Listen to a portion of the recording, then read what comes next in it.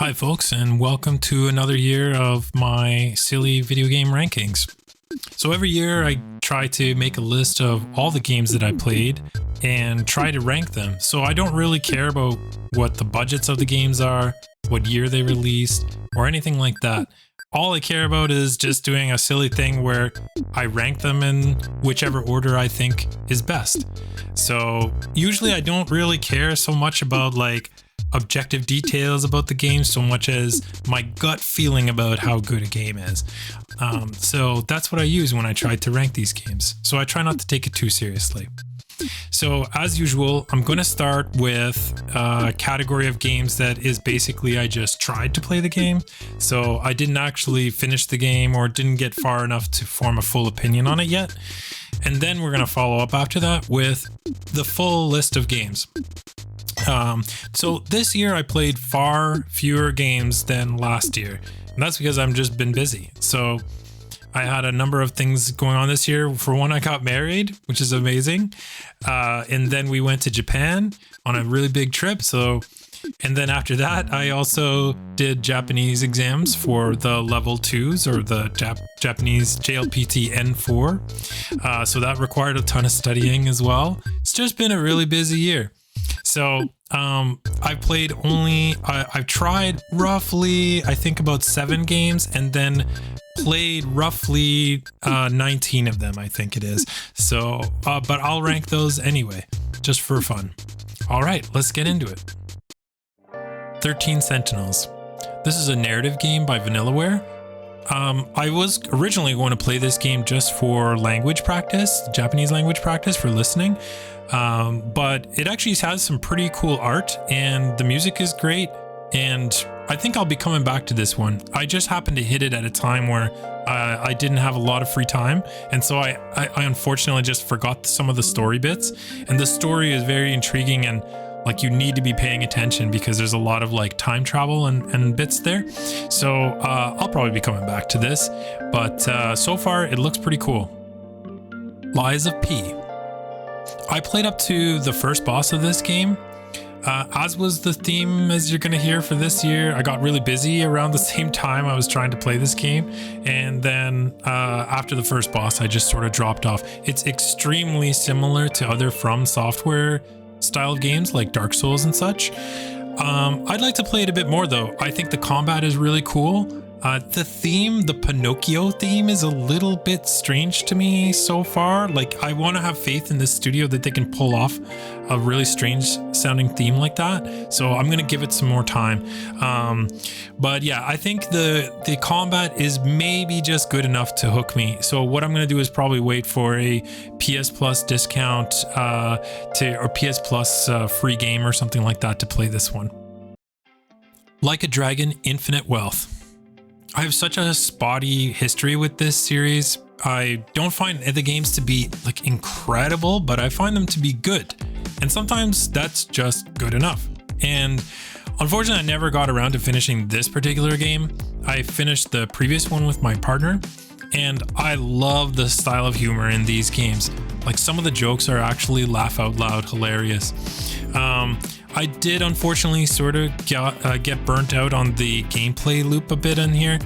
There's a turn-based battle system, and it did have a little bit of a grindy element to it, where if you were a little bit behind the curve, you could go to a dungeon and try to level up and stuff like that. And that I'm just sort of allergic to. So, but my partner really likes that stuff. So she just played this game to the end, and unfortunately we weren't playing together. So I would have to just power through that bit if I wanted to get to the end of this.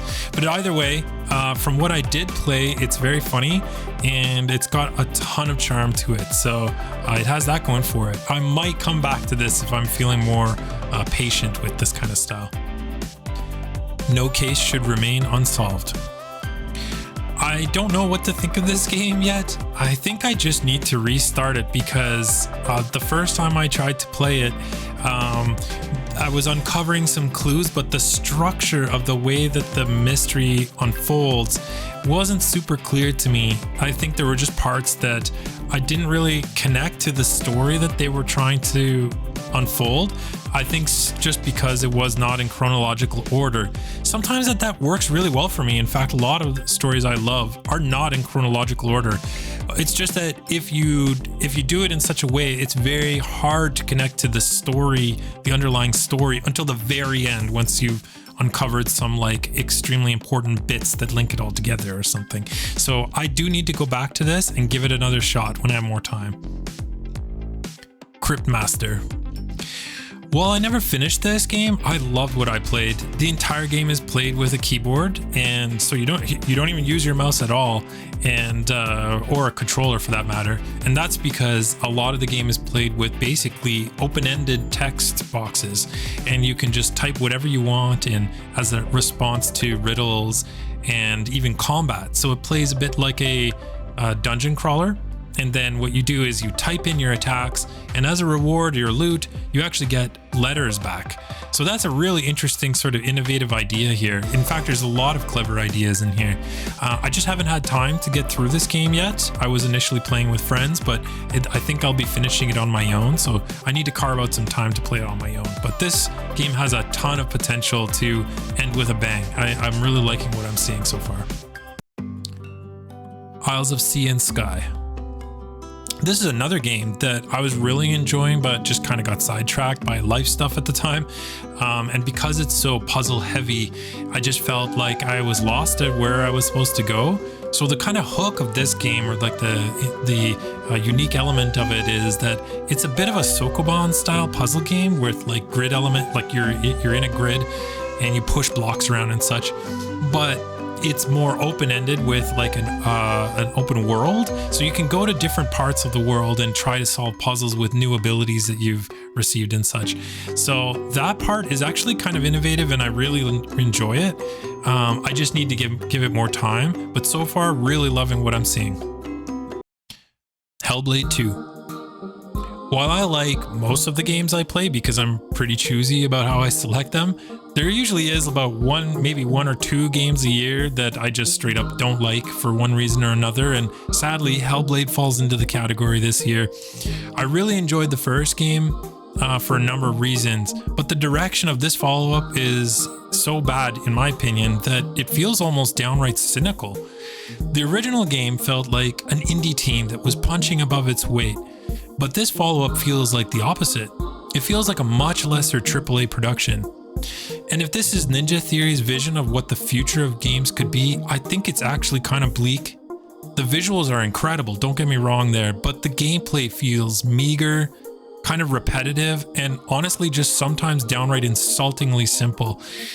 The outstanding visual technology almost saves aspects of this game, but I hope that Ninja Theory's next outing can kind of balance more of the gameplay aspects with their technology. I actually don't have much to say about this game other than it just feels like the entire genre hasn't aged super well. Like, I barely know how to judge it. If I'm just grading this game based on others in the genre, I think it would fare pretty well actually. I just found this formula kind of fairly boring now, and frankly I just had a better time with that fairly recent Ninja Turtles brawler game, which I actually thought the presentation was astounding in that game and put it over the top. There were a lot of funny elements and cool pixel art. I don't think that this is a terrible game at all, but I just think sticking so close to the genre roots made it somewhat more dull than it needed to be. The Legend of Zelda: Echoes of Wisdom. The best thing I can say about this game is that the open nature with the item system that they made makes for some really cool aha moments, like eureka moments. You actually play as Zelda in this game, and you can effectively spawn new things in front of you to accomplish various tasks. So like you could cast a box and then jump on the box to get up higher, or cast an enemy or spawn an enemy to fight for you in a battle.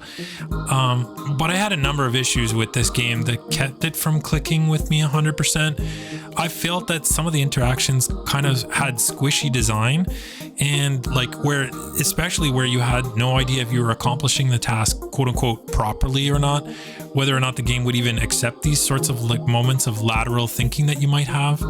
I also found it fairly cowardly that Nintendo just straight up lets you turn into Link so you can beat things with your sword. This is supposed to be a Zelda game and like a game starring Zelda, and yet the best and most like tactile parts of the entire game was turning into Link so you can just press a button to hit something with the sword. I ended up giving up on this game in the back half, just simply because it wasn't speaking to me. However, I really respect some aspects of it. Shin Megami Tensei 5. In SMT5, this is a pretty compelling old school turn-based RPG with lots of party customization. It's very gameplay focused. The story is somewhat weak. It's a tiny bit like darker Pokemon, where you capture demons that you find and you head down a story of heaven versus hell in a kind of a post-apocalyptic Japan, which is kind of actually a pretty neat theme to explore. But the best aspect of this game really is the same thing that is so great about Pokemon in a way, is just building your party with these crazy demons and fighting increasingly more difficult battles with them.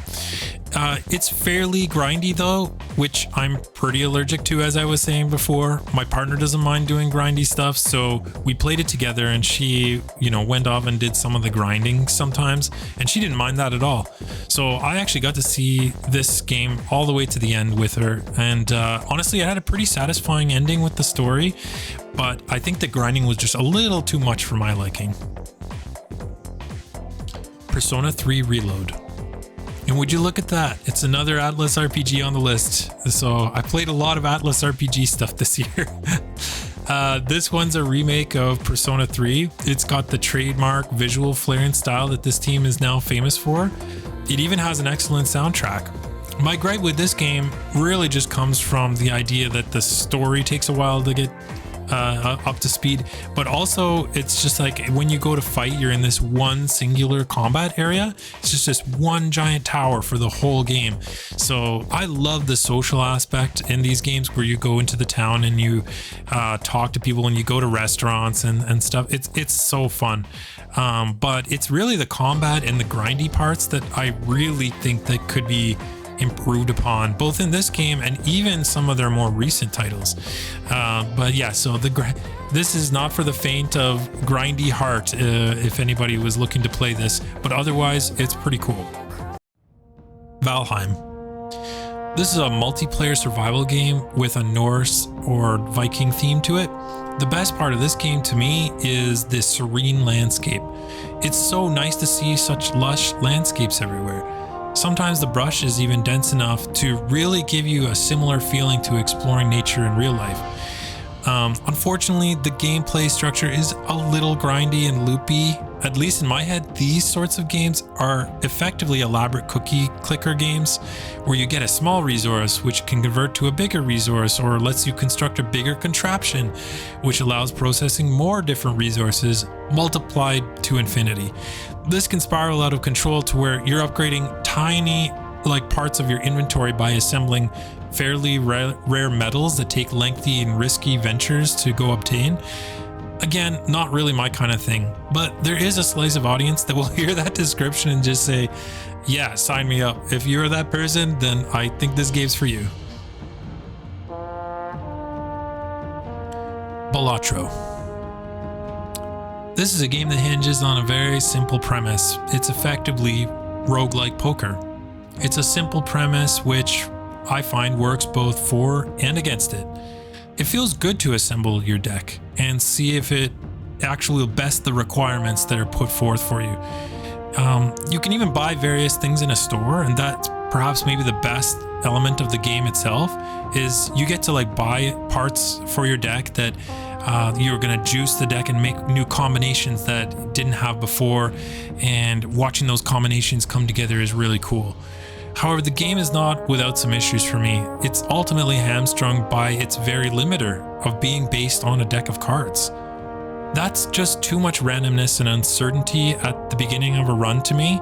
That's just too many cards, to the point that it kind of puts me off. It also devolves into kind of massive numbers and number crunching as you go. It feels a little bit inelegant in that way. The sound and music design is also fairly weak in my opinion.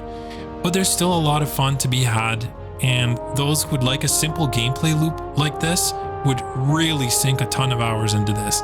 My hope is that a potential Balatro 2 cleans up some of the inelegant parts of this and the randomness, and tunes the randomness to be a little more fun, so it can shine as a really great roguelike deck builder. Lethal Company. I played about 10 hours about this game and felt that that's about as much as I would need to play. And I don't mean that in a bad way. I just mean I think that was as much as I needed to kind of see what this game is about. So you land on various planets to scavenge for materials with your friends. It's got a number of really fun ideas and some really cool atmosphere. Some of the enemies are absolutely terrifying, and there's something really chilling and hilarious about being knee-deep into a scavenge run in a dark warehouse, and suddenly you can't hear your friend on the radio anymore.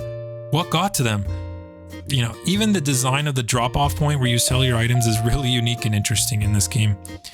The game is just a bit rough around the edges, but otherwise I think it's pretty great and an inventive party horror game. Jusant. What a neat game this is. The whole game revolves around rock climbing. The mechanics feel really fleshed out with trying to manage your position on the mountain, with managing your rope and such. For the most part, I really enjoyed the visual design of the mountain.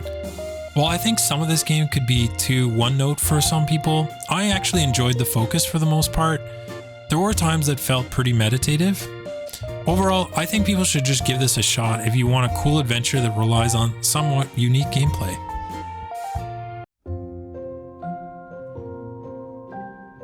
God of War Ragnarok Valhalla. I struggle about where to put this on the list because it's just DLC for God of War Ragnarok, which itself is already a really strong game. But what I really love about this is that it's a roguelike mode that has such a strong focus on story. And the story is really interesting. It's not just like a throwaway story beat. It feels like it's a perfect wrap up for the Kratos character that we know so far in the saga. So yeah, it was just a lot of fun. And not only that, but it draws attention to just how strong the gameplay is in the base game, God of War Ragnarok, in that it can hold up a whole roguelike mode with the foundational combat in it. This team is really amazing.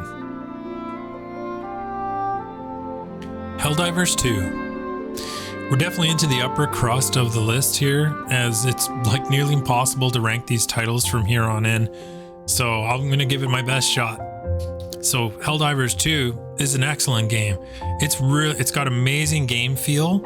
And there's so many things about the way you fight on the battlefield that's kind of like innovative and fun. Like they just do so many cool and fun ideas with combat. But one of the things, like the major selling points of this game, is that it just doesn't take itself overly seriously. And in this case, it just happens to work so well in its favor. You hear hilarious voice clips when your characters are running for their lives. And there's like this overbearing theme of spreading managed democracy through blowing the crap out of things. Maybe more than any other game on this list though, the game is potentially only going to hit the high highs depending on what kind of company you bring with you. It's a very challenging game, which I really love. But it especially is great when you have a group of friends kind of screaming into their mics while hoping to hell that they can fend off the latest swarm of aliens that are coming after them. It's a really fun game. Rise of the Golden Idol. This is a follow-up to The Case of the Golden Idol, which I had on a previous year's list, and I love that game a lot. This game here is nearly identical in terms of mechanics. There's a couple of central mechanics on this one that were polished up a little bit from the previous one. I think the puzzles are brilliantly designed here. They're maybe just a little too clever at times, I found. But yeah, and for my money, I really think that the kind of half step away from creepy murder mysteries that this one does is not quite as interesting as the creepy vibes that I got from the first game. But there's just no denying that this team is amazing at what they do, and they have left their mark on video games already with the series at this point. Stellar Blade. I really enjoyed this game a lot, despite the porcelain doll looking main character that is like nearly impossible to ignore. The combat, world, the soundtrack, all of that stuff had me coming back for more.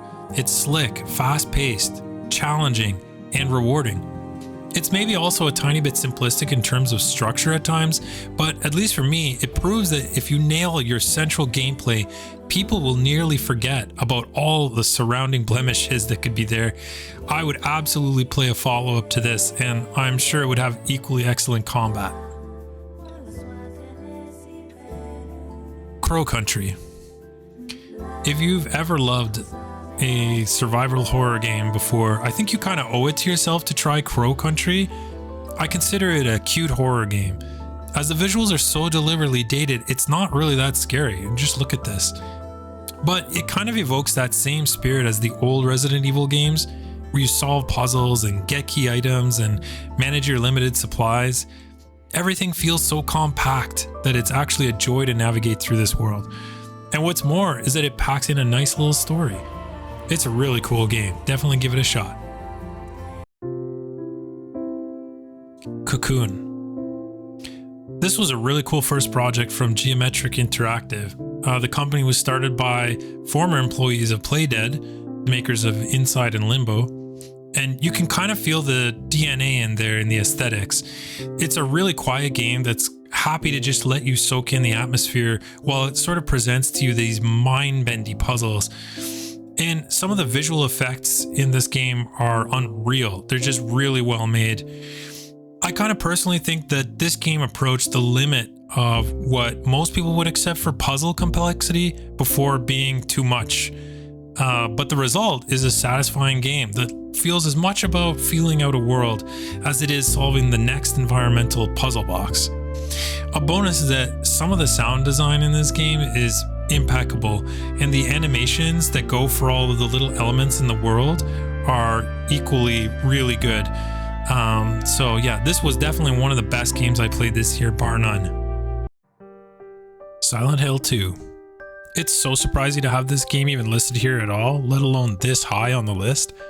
I mean, I never got around to playing the original game, and this remake is such high quality that I'm actually kind of glad of that fact. It means I got to experience this story in the best possible form.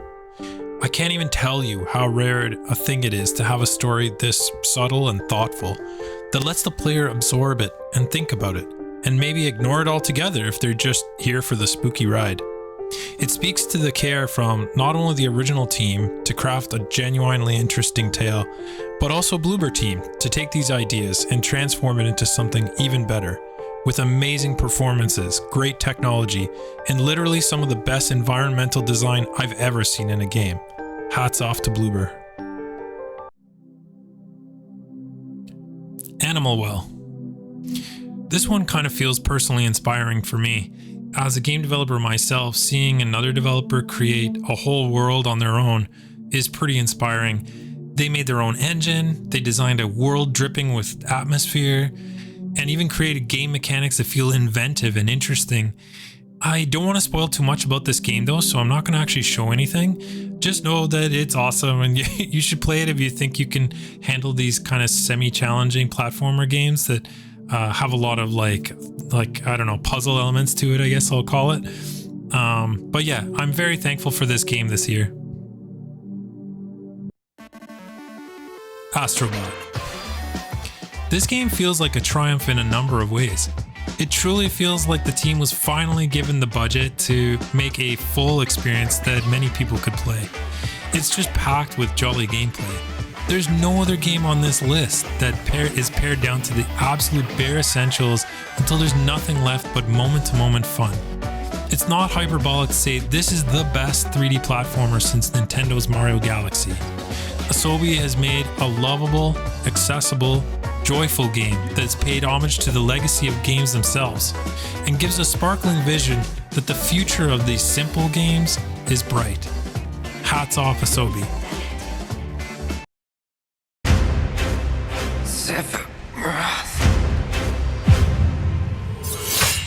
Final Fantasy VII Rebirth. Let's get something out of the way first.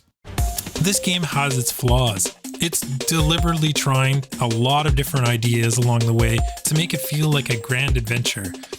And you know what? I'm totally okay with that. I just love spending time with this fun cast, listening to the year's best soundtrack, and exploring some awe-inspiring locales. What's more, the industry's best RPG combat system is back and better than ever. I once said that Final Fantasy VII Remake was one of the first RPGs I could truly say was fun to play. And Rebirth is even more so. It's so cool. Growing up, I played a ton of Japanese RPG classics. They inspired me and made me dream of adventures with fun characters in whole other worlds. When I began making my own games, I modeled at least some of my designs after these amazing titles. This is the first game in so many years that reminds me of titles from those old days, but in the best way possible.